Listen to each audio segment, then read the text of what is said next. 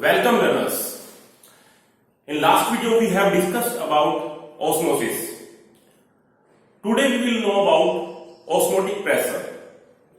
How it happens. As I told you in last video, osmotic pressure is the extra pressure which must be applied to a solution to prevent the passage of solvent through semi-permeable membrane. And we know SPM or semi-permeable membrane are those membrane which allow or permit only selected matter or selected materials to pass through it. Different type of semi-permeable membranes are used like parchment paper, pig's bladder, cellophane, or we can also synthesize it artificially like cupric ferrocyanide. Cu2 FeCN6 is the formula of cupric ferrocyanide. So this is osmotic pressure, extra pressure which must be applied to a solution to prevent the passage of solvent molecules through semi-permeable membrane. कितना हमें pressure ज्यादा लगाना पड़ेगा किसी solution वाले compartment की तरफ ताकि उस सॉल्यूशन वाले कंपार्टमेंट की तरफ सोलवेंट मॉलिक्यूल्स की मूवमेंट ना हो पाए, क्योंकि हम जानते हैं कि ऑस्मोसिस को दिखाने के लिए हमने एक तरफ सोलवेंट का चैम्बर बना रखा है और एक तरफ सॉल्यूशन वाला। हम जानते हैं ऑस्मोसिस के होने की वजह से सोलवेंट मॉलिक्यूल्स प्योर सोलवेंट के चैम्बर की तरफ से सॉल्यूशन वाले चैम्बर की तरफ मूव करते हैं। तो ऑस्मोटिक प्रेशर क्या होगा, हम कितना एक्स्ट्रा प्रेशर लगाए ताकि ये जो सोलवेंट मॉलिक्यूल्स हैं ये प्योर सोलवेंट वाले चैम्बर से जो मूव कर रहे हैं वो मूव ना कर पाए through SPM. So that is osmotic pressure. Now how we can express about osmotic pressure? Osmotic pressure is denoted by a symbol and that is pi, and pi is equal to CRT, that is according to Van Hoff equation for ideal solution, where pi is osmotic pressure, C is the molar concentration, and R is gas constant for ideal solution, and T is the temperature. We can write it as pi directly proportional to C when R and T are taken as constant. अगर हम gas constant जिसे हम R से represent करते हैं और temperature जिसे हम T से डिनोट कर रहे हैं उनको अगर हम कांस्टेंट मान ले तो जो पाई है, जो ऑस्मोटिक प्रेशर है, वो आपका मोलर कंसंट्रेशन के डायरेक्टली प्रोपोर्शनल हो जाएगा। किसी सॉल्यूशन की कितनी मोलर कंसंट्रेशन है उसके हिसाब से उसका ऑस्मोटिक प्रेशर ज्यादा बढ़ेगा। कहने का मतलब अगर वो सॉल्यूशन ज्यादा कंसंट्रेटेड है तो उतना ही ज्यादा उसका ऑस्मोटिक प्रेशर बनेगा। That is pi is directly oppose to the molar concentration. Now we can also determine the molecular mass of solute from this equation. Now how we can determine? That is, we know C, that is molar concentration, molarity, and it is equal to number of moles of solute divided by volume of solution in liter. That's why we can write N by V in place of C. So our first equation will be changed in that form, pi is equal to N by V RT. We can write the second equation in this form as well, pi V is equal to nRT. And from here we can also write pi V is equal to WB by MBRT, because we know N, that is number of moles, and number of moles are always equal to weight of that component divided by molar mass of that component. And we are taking solute as our component. That's why number of moles of solute will be equal to weight of solute divided by molar mass of solute. So by putting these values, we will have pi V is equal to WB by MB RT. From here we can determine molar mass of solute. MB can be calculated from this equation. MB will become equal to WB RT divided by pi V. From here we can calculate molar mass of solute. Based upon this equation, there are different type of problems which may be asked in your exams.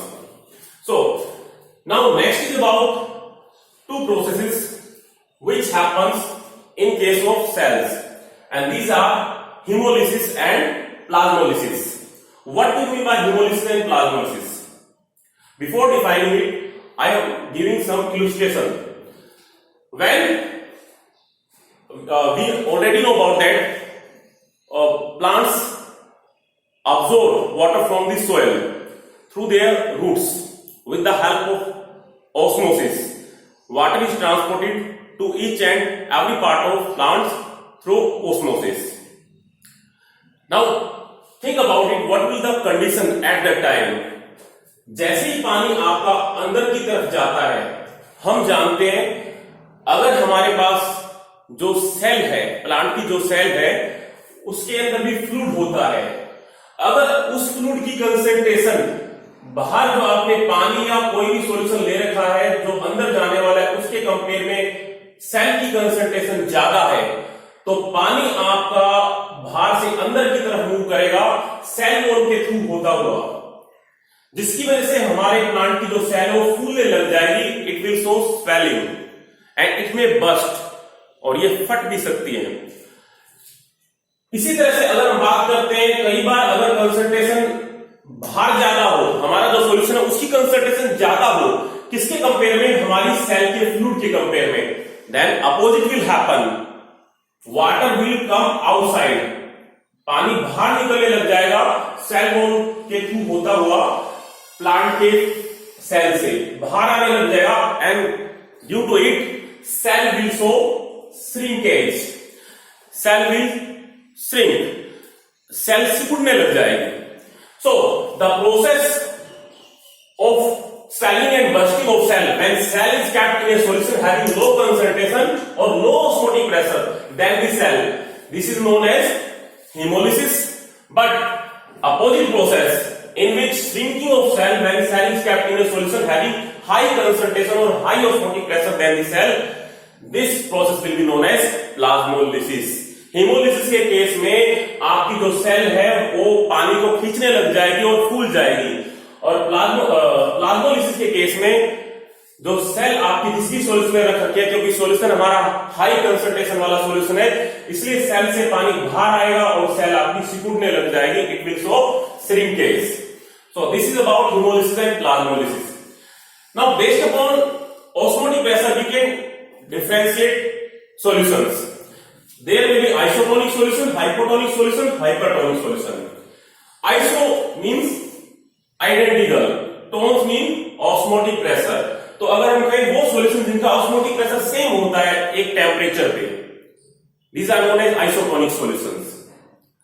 जब भी doctors लोग intravenous injection देते हैं तो हमारी जो RBC की sales होती है उनकी फ्लूइड के अंदर जो कंसंट्रेशन होती है वो 0.91% कंसंट्रेशन होती है साल्ट की, NaCl की।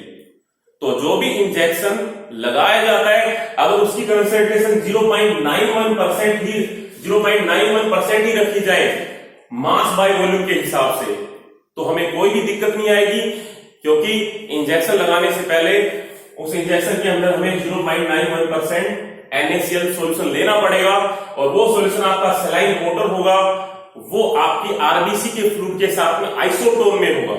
आइसोटोन में क्यों होगा? क्योंकि उसका जितना ऑस्मोटिक प्रेशर या उसकी जितनी कंसंट्रेशन है उतनी ही हमारी आरबीसी या फ्लूइड की होती है, एंड दैट इज 0.91% NaCl। तो इस केस में हमारे पास कोई भी प्रॉब्लम नहीं आएगी, आराम से आसानी से इंजेक्शन दिया जा सकेगा। But when we talk about hypotonic solution have less concentration or less osmotic pressure than other solution. Hypotonic solution वो होते हैं जिनकी कंसंट्रेशन और सॉल्यूशन के कंपेयर में कम होती है और जिनका प्रेशर, ऑस्मोटिक प्रेशर भी कम होता है।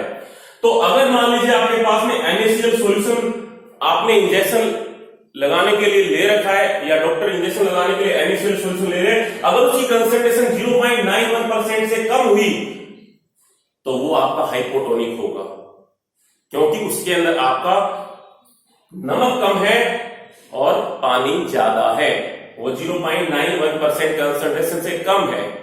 तो हम जानते हैं ऑस्मोसिस की वजह से जो मूवमेंट है वो कहां से कहां की तरफ होगी, जो इंजेक्शन में आपका 0.91% से कम का सॉल्यूशन बना रखा है वो धीरे धीरे आपकी आरबीसी सेल की तरफ जाएगा जैसे इंजेक्शन लगाया जाएगा, और आरबीसी सेल की कंसंट्रेशन कितनी है 0.91%, जिसकी वजह से सॉल्वेंट की मूवमेंट अंदर की तरफ होगी आरबीसी में, और मूवमेंट होने की वजह से हमारी सेल क्या करने लग जाएंगे, दे विल शो स्वेलिंग, और वो फट भी सकती है। That is about hypotonic solution. Now if you talk about hypotonic solution, in that case these are those solutions having more concentration or they are showing high osmotic pressure as compared to other solution. We can take example when we are taking NaCl solution having more than 0.91% concentration, that will be hypotonic with our fluid present in RBC. अगर doctor injection लगाते वक्त NaCl solution 0.91% से ज्यादा concentration का बनाते हैं तो वो सॉल्यूशन आपका हाइपरटोनिक होगा आरबीसी के कंपेयर में, और हाइपरटोनिक सॉल्यूशन में हम जानते हैं आरबीसी से पानी बाहर निकलने लग जाएगा ऑस्मोसिस की वजह से, क्योंकि ऑस्मोसिस कहां से कहां की तरफ होता है, लो कंसंट्रेशन से हाई कंसंट्रेशन की तरफ, इसीलिए पानी आपकी सेल से बाहर निकलने लग जाएगा, water will go outside and due to it shrinking of cell will occur, हमारी सेल सिकुड़ने लग जाएंगी, और ये भी केस आपका दिक्कत दे सकता है।